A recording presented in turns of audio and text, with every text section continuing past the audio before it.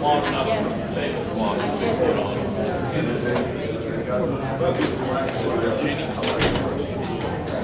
Fight this table.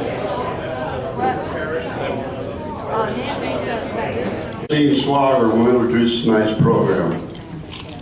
Dr. Swagger was a military wife for over 20 years. She earned her doctorate at USC, as in University of South Carolina, and taught there for years and years, well, many years. She has more recently become an author with 6 published books. And I haven't forgotten, Chris, she is widely sought after as a historical storyteller, a TV personality.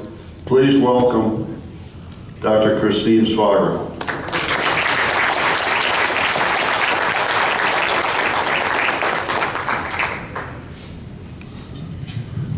I've been here for 11 years and I haven't been able to teach George a thing. You do not introduce the introducer. In the 11 years, I've had the pleasure of introducing a very good friend and a very fine scholar, Dr. Joe Stukes. Now, there are 2 things missing on his vita. One of them is he is a Chautauqua lecturer, and some of you older people know what that is. He also is retired from Francis Marion and is a professor emeritus of history. Now, over the years, he has done presentations for us. We have been enlightened and educated and entertained by the presence of such people as Francis Marion, Major John James, Governor Rutledge, Henry Lawrence, Charles Coswell Pinckney, Colonel Otto Williams, and Light Horse Harry Lee. Tonight, we meet another Major General of the Continental Army. This gentleman was a French citizen who came here seeking adventure and learned to love America and liberty. And tonight, we meet Major General the Marquis de Lafayette. Now, we will meet him as he finishes his autobiography at Lagrange in 1834. Please welcome the Marquis de Lafayette.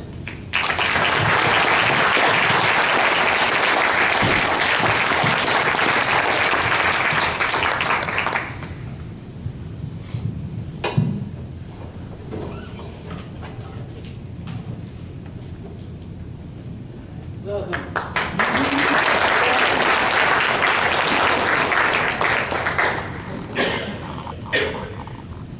You apologize. I will apologize, and you please will understand. I'm in the process of finishing my life story. You know, I'm 77 years old. That is older than most men. And I suffer now from a hard life, and I'm not as young and spry. I got out my uniform, but I'm writing, but I still have it. I was a Major General. As a matter of fact, I'm the only living Major General of the colonial army that fought for the independence of America. I have outlived them all, age 77. And now I need to write that down somehow, because I want people to know and know some of the problems that we had. I was born of a noble family. I don't believe. I think when I was younger, I could do that.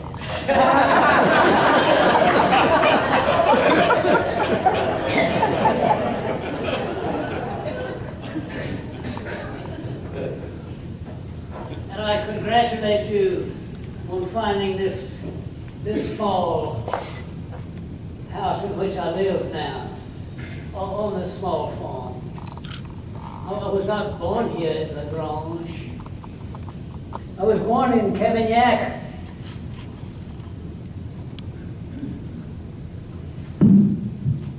My father had been killed when I was 2 years old. His father had been killed, both on the battlefield for France, fighting for La Gloire, French glory. As a young boy, my mind, where is that paper I had here?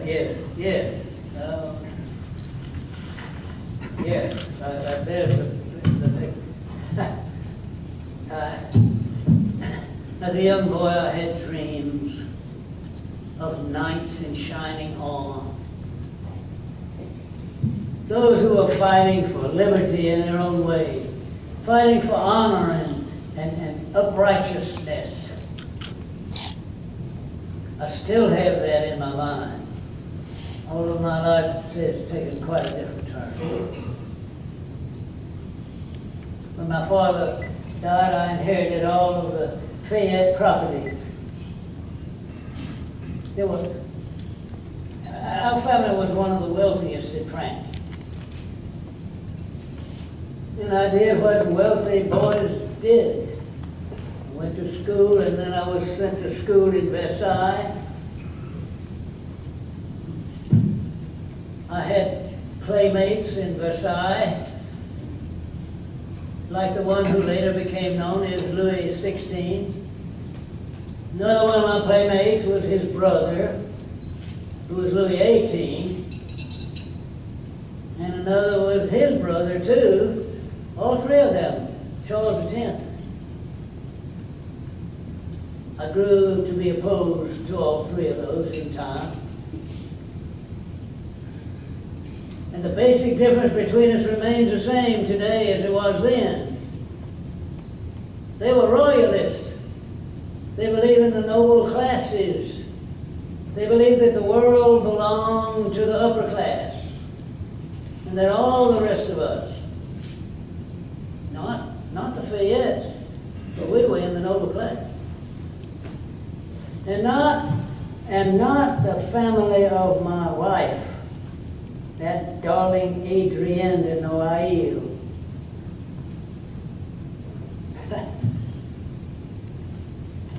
She had a reputation, even at age 14, of being the most charming girl in the circles of Versailles.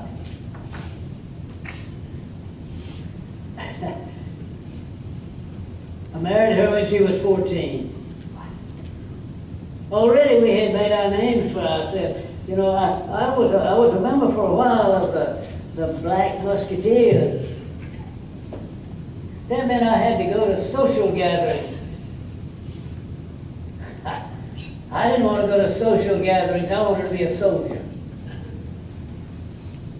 I sat a horse and paid attention to how I sat a horse. There was none could sit a horse better than I. I was thin as a rail in those days, healthy. As a matter of fact, quite handsome. Handsome enough to impress people with my real name.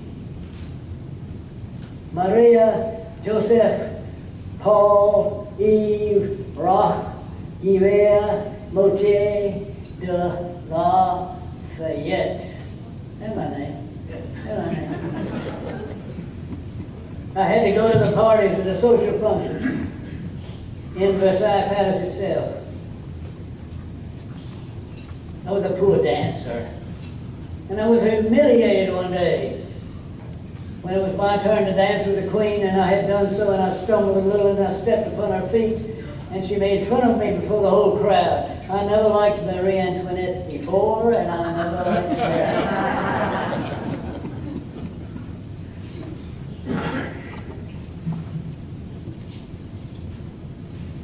I told you I married Adrienne. What a beautiful, precious girl. By the time you added fortune that I got from my father, and the fortune that she got from her father. She had 4 sisters, no brothers. And following the concept of primogeniture, her father had designated her as the heir of all the property. Her mother, too, was from a wealthy family, the Allens. Not only wealthy and powerful, but important and educated. Her uncle, for instance, was for one time the ambassador of France to England. I was well connected. And arguably, except for the king, probably the wealthiest man in all of France. When at age 19, word had come to France that the people of America had rebelled against the King of England, the man who believed in nobility and power from above rather than power by the people. I, of course, saw visions of grandeur and felt as though I might have been called to be that very time and very place. And I wanted to plight my troth along with those Americans. I've got it all written down here, if I can ever get it straight sometime and get you to read some of it. And I determined that I would go to America myself. Now, how to get there and what to do about it when I got there. Because still I was bound in France. Adrienne and I did marry. And within a year, I left France for America. Adrienne was pregnant at the time. In my first trip to America, she gave birth to a daughter whom we named Henrietta. Alas, Henriette died before I came back. I never saw the daughter. Never saw the daughter. In time, there were 2 other daughters who are here with me now, who are helping to take care of me in my infirmities. Not only age, you know, and I apologize for the fact that I had to limp when I came over the state, because just 2 years ago, when I was there in downtown Paris, I was hit by a carriage, fell out of my own carriage, broke my leg. Somehow, broken legs do not heal as fast for those who are past 75 as they heal for those who have not yet reached 30. I'm no longer to ride a horse. And I'm no longer to stay very long in the fields. But let me not get ahead of myself. When the new king, my former playmate, Louis XVI, heard that I was planning to go to America, I was a member of the Black Musketeers. I had rank in the French army at the time, and he forbade me to leave France. That I needed to stay in France where, as a member of his army, I might be called at any time. But I was determined to go anyway, and made that known. And began to recruit people, and people heard that I, the rich of France nobleman, was going to plight his troth in America. They came and asked if they could join me. Eventually, many of them melted away. There were only 6 of us who finally agreed to go. But I had said, if I could just get to America, I would do what I could. I went to see the American representative. The Americans were colonies. They weren't a nation. They didn't have ambassadors. They didn't have any official standing anywhere. And so I went to the American representative. He was trying to recruit soldiers. He was trying to borrow money for the struggling American colony. His name was Silas Dean. And I said to him, my proposition. I've got it written, I've got it word for word. Well, you don't want to hear the words. I'll just tell you what it said. And I said to Mr. Dean to pass on to the American Congress that I wish to come to America, that I would buy a ship out of my own funds and a crew, and I would sail to America and there join the army. Mr. Dean didn't quite believe me when I first told him that. We talked for a while, and he was persuaded that indeed I planned to come. To make sure that I would come, he made sure that I had a suitable rank. And he wrote out in his own handwriting there in Paris that I would be a Major General of American troops fighting against the British. The king, of course, heard of the same document. Celestine, also having trouble with the American Congress on some other issues, was not sure that the American Congress would agree in their turn to make me a Major General. But Mr. Dean was recalled, and the man who came as his replacement to Paris shared with us as Mr. Dean was leaving. The three of us sat down and read it through. And the new man, who was Dr. Benjamin Franklin, countersigned the statement. And so here I was, if Congress approved, to be a Major General of American troops. I had never been to America. I could not speak English. But I bought a ship. We named it the Victoire. The Victory is what they say in America. And a crew of 20.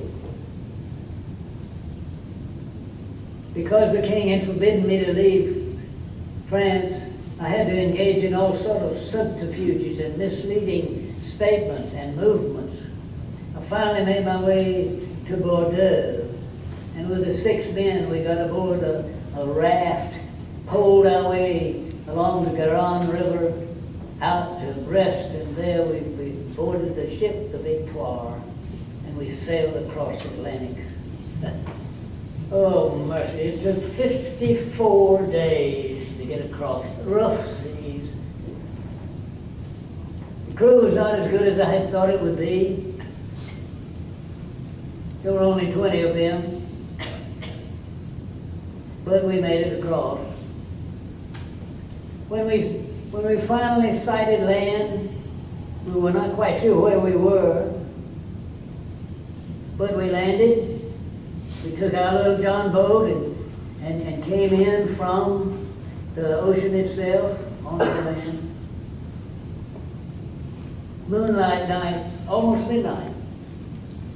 We wandered about for a while to try to find someone, knowing that the hour was not good. It was nearly midnight. But we found some slaves.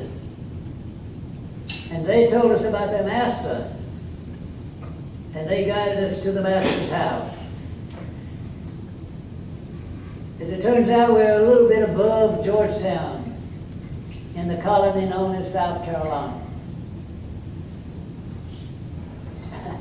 The only one of us who could speak any English at all was a man who called himself the Baron de Kalb.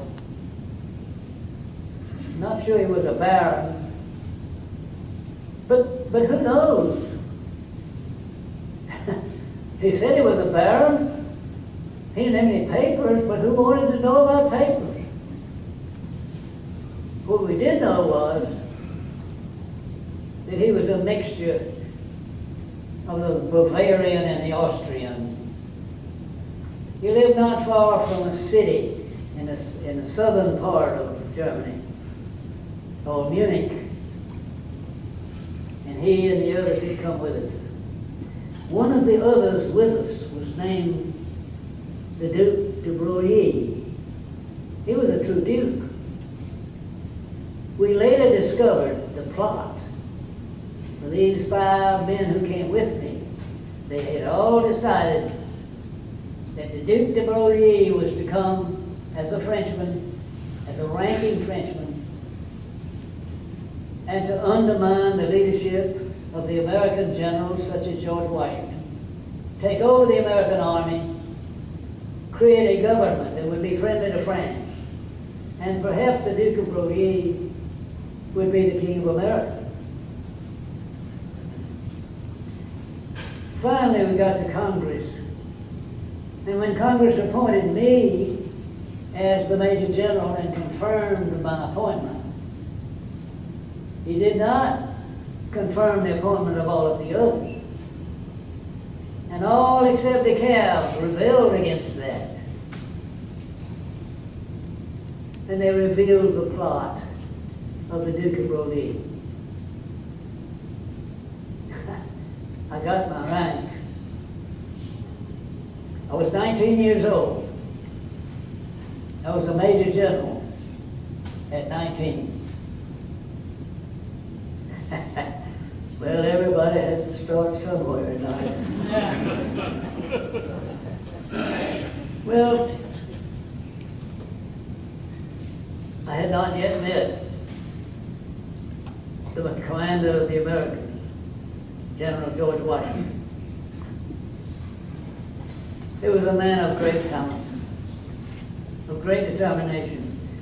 He was a man who had within his Americanized body the spirit of the people I had dreamed about from the dreams of the past, a noble knight. When I did meet him, I fell in love with him almost immediately. You know, I was, according to the way you Americans judge things and measure things, I was a little bit above 6 feet in height. It was about 6 feet 1 inch. Now, the general, he was about 6 feet 4. He was the biggest of all of us, and not just in spirit, not just in ability, but in physique. Powerful man, grown up outdoors, owned all the land that he owned in Virginia and in the West. A man of great capacity, of all sorts of admirable qualities. I met him and introduced myself, and he had heard that I would come. As a matter of fact, he didn't really welcome me. Alas, there were other people from other places, not just France, that were coming to America, all of whom wanted to be major generals. And there weren't enough soldiers to go around for the number of major general applications that General Washington had to face. But I was young, and I was enthusiastic. And we sort of fell in love with the two of us the very first day. He admired my spirit. He welcomed me the first day we met, and I paid him the respect that you would pay your commanding officer. He invited me to stay overnight in his own cabin, and so I did. As time grew on, if ever there was a close bond between a father and a son, it was between the two of us. We always kept our distance. In time, I had written him over 100 letters, and every letter started, "Dear mon général," my general. And every letter that he wrote to me was, "My dear Marquis," the Marquis de Lafayette. It was a wonderful opportunity to know him. In time, when Adrian, after having birthed the two daughters that we have, then birthed a son, we named him George Washington Lafayette. And in the days that came, when the sun left our lives and the storms came and we fell from power and glory and honor, young George went to America and lived in the home of George Washington and his wife. Oh, what a relationship. But it was one thing to be a 19-year-old major general who was in command of some troops, who had a brand new sparkling uniform when none of the soldiers had uniforms. A man who looked like something that you might find in some drawing book of a powerful military hero of the past. But he hadn't proved himself on the battlefield. Here I was, a major general, never been on a battlefield in my life. And I realized I did have to prove myself. I had the opportunity shortly after I met General Washington. It was in 1777. The British had moved most of their forces from New York, coming down to Delaware Bay, and they were turning in at Delaware Bay to attack Philadelphia. General Washington marched his troops from the New York area down to Philadelphia to cut off the British. And so we tried. But the British had trained soldiers, and they had hired soldiers from Hesse in Germany. And the British and the Hessians together, they were organized, trained, well-staffed, well-armed. And our men went on. We made the mistake of trying to meet them in the European style of fighting. One line moving against another line. And they overran us. One of the first battles that I was involved in was along Brandywine Creek. Brandywine Creek is in Pennsylvania, close to the Atlantic Ocean. And there, because the British had overcome a General Sullivan from Massachusetts, whose only claim to being a general was the fact that he was popular and wealthy, and had been named by his troops who voted for him to be their leader. And he didn't know any military either. But he was surrounded and cut off, and his men panicked and fled, and my men held the line. I got off my horse in my full uniform so that everyone could see that I was the officer, and with my sword above my head I slashed away at the enemy. And after that fighting, my men decided that they would follow. Within 2 weeks, General Washington trusted me with a foray into Gloucester. We fell upon the British in the middle of the night. They were asleep and unprepared. There were about 400 men that I was commanding, and about 400 Britishers and Hessians. We surprised them utterly. We followed a plan that I had made and that I personally led.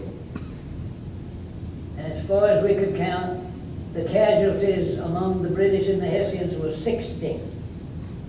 The casualties among my men was 1. From that day on, the troops referred to me as mon Marquis, my Marquis. But we couldn't stop the British. After Germantown, they got to Chad's Ford. We drew up our defenses to try to stop them at Chad's Ford. Fierce fighting along the way. Once more, I left my horse to try to fight among my men, and I didn't even feel it until one of my men came to show me the fact that there was blood on my left leg. And we later found that a bullet had passed through my left leg between the knee and the ankle. But it kept me from walking. The pain grew worse. Some friends, particularly a man whom I got to be friends later on with, his name was James Monroe. He dragged me from my position where I had fallen